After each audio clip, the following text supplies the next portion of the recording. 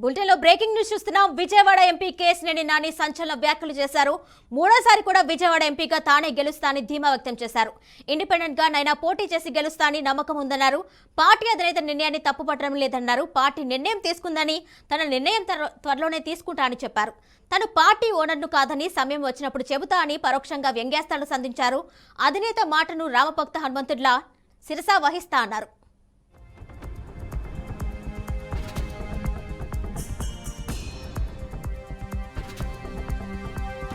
ప్రధానమంత్రి గారిని కలిసాడా లేదా, ఢిల్లీ హోంమంత్రి గారిని కలిసాడు లేదా, రాష్ట్రపతి గారిని కలిసాడు లేదా, వస్తే అది తప్పెట్లా అవుతుంది? అది నా ప్రజాప్రతినిధిగా నా యొక్క డ్యూటీస్లో భాగం. అది అర్థమైందా? దట్ ఈజ్ మంచి సాంప్రదాయం కూడా. నీ పార్టీ కోసం నువ్వు కష్టపడు, అట్లాగే ప్రజల కోసం అందరూ కలిసి పనిచేయాలి అనేది నా లక్ష్యం, నా భావన. అదే ఇప్పుడు మీకు అనేక ఎగ్జాంపుల్స్ ఉంటాయి. మీకు కాంగ్రెస్లో గెలిచిన ముఖ్యమంత్రులు ప్రధానమంత్రిని కలుస్తారు, అట్లాగే ఇప్పుడు కేంద్ర మంత్రులు వస్తే ముఖ్యమంత్రులు కలుస్తారు, వాళ్ళు బీజేపీలో ఉంటారు, వీళ్ళు వేరే పార్టీలో ఉంటారు. ఇవన్నీ మామూలే. అవన్నీ మీరు ముందు మీడియా మీరు ఇట్లాంటి పిచ్చి క్వశ్చన్లు అడగకూడదు. ఢిల్లీ ప్రధానమంత్రి గారిని కలిసాడా లేదా, ఢిల్లీ హోంమంత్రి గారిని కలిసాడు లేదా, రాష్ట్రపతి గారిని కలిసాడు లేదా, వస్తే అది తప్పెట్లా అవుతుంది? అది నా ప్రజాప్రతినిధిగా నా యొక్క డ్యూటీస్లో భాగం. అది అర్థమైందా? దట్ ఈజ్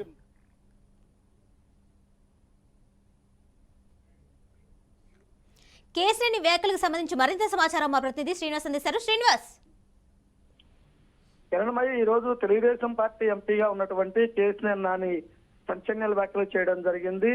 నిన్నటి నుంచి చూసినట్లయితే గనక తెలుగుదేశం పార్టీకి సంబంధించినటువంటి ముఖ్య నేతలు సమాచారం అందించారు.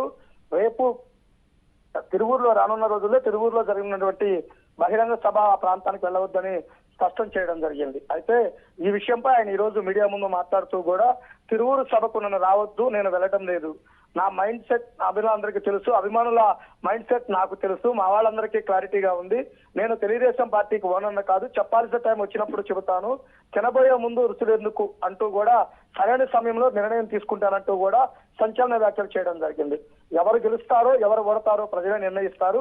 నన్ను నమ్ముకొని కొన్ని వేల మంది ఉన్నారు, అందరి మనోభావాలు దృష్టిలో పెట్టుకొని నిర్ణయం తీసుకుంటాను. పార్టీ కార్యకలాపాలకైతే దూరంగా ఉంటాను కానీ ప్రభుత్వ కార్యకలాపాలకు నేను దూరంగా ఉండాల్సిన అవసరం లేదు. ప్రభుత్వ కార్యకలాపాల్లో పాల్గొనవద్దని చెప్పే అధికారం ఎవరికి లేదంటూ కూడా వ్యాఖ్యలు చేయడం జరిగింది. అంటే ముఖ్యంగా చూసినట్లయితే కనుక తెలుగుదేశం పార్టీలో విజయవాడ నుంచి 2 సార్లుగా గెలిచినటువంటి కేశినేని నానికి తెలుగుదేశం పార్టీ అధినేత చంద్రబాబు దూరం పెట్టడం జరిగింది. ఆయన తమ్ముడు చిన్నీకి అక్కడ ప్రాతినిధ్యం ఇస్తూ కూడా ఈ తెలుగుదేశం పార్టీ కార్యకలాపాలలో కేసీఆర్ నాని పాల్గొనవద్దంటూ కూడా పార్టీ నేతలు చెప్పడంతో ఆయన ఈ రోజు మీడియా ముందుకు వచ్చి సంచలన వ్యాఖ్యలు చేయడం జరిగింది. తాను ఇండిపెండెంట్ గా పోటీ చేసి ఆయన మళ్ళీ గెలుస్తాను, రానున్న ఎన్నికల్లో విజయవాడ నుంచే తప్పనిసరిగా నేను పోటీ చేస్తానంటూ కూడా స్పష్టం చేయడం జరిగింది.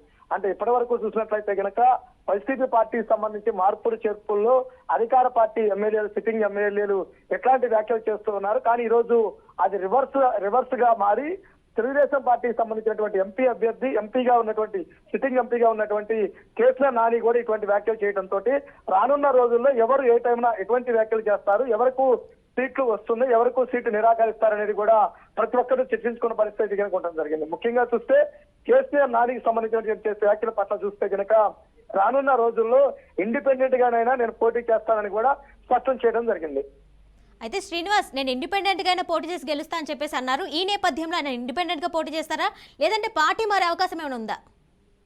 అంటే ఎవరు గెలుస్తారో ఎవరు ఓడతారో అనేది కాలమే నిర్ణయిస్తుంది. సరైన సమయంలో సరైన నిర్ణయం తీసుకొని నన్ను నమ్ముకున్న వారు వేలాది కుటుంబాలు ఉన్నారు, వాళ్ళకి నేను అండగా ఉంటానంటూ కూడా స్పష్టం చేయడం జరిగింది. అంటే వాస్తవంగా చూసినట్లయితే గనక ఎంపీగా పోటీ చేయాలంటే ఇండిపెండెంట్ గా విజయావకాశాలు చాలా తక్కువగా ఉన్న నేపథ్యంలో తప్పనిసరిగా పార్టీ మారి అయినా కానీ లేదనుకుంటే చివరి టైంలోనైనా బీఫామ్ నేను సాధించుకుంటాను అంటున్నటువంటి కాన్ఫిడెన్స్ కేసీఆర్ నానిలో ఉన్న నేపథ్యంలో రానున్న రోజుల్లో ఏదో పార్టీ తరఫున తప్పనిసరిగా అభ్యర్థిగానైతే పోటీ చేస్తానంటూ కూడా స్పష్టం చేస్తున్నారు. మరోవైపు చూసుకుంటే గనక గెలుపు నాకు నల్లేరుపై నడక లాంటిది, ఎట్టి పరిస్థితుల్లోనూ విజయవాడ నాది, విజయవాడ నుంచి నేను బయటకు వెళ్లాల్సిన అవసరం లేదంటూ కూడా స్పష్టం చేయడం జరిగింది. అంటే ఇప్పటికే 2 సార్లు పార్టీకి ఎదురుగాలి తోలుతున్నా గానీ 2 సార్లు ఇక్కడి నుంచి నేను గెలిచి ఉన్నాను, మరలా 3వ సారి కూడా తప్పనిసరిగా గెలిచి పార్లమెంట్ లో అడుగు పెడతానంటూ కూడా కేసునాని చెప్పడం జరిగింది. Right Srinivas, thank you.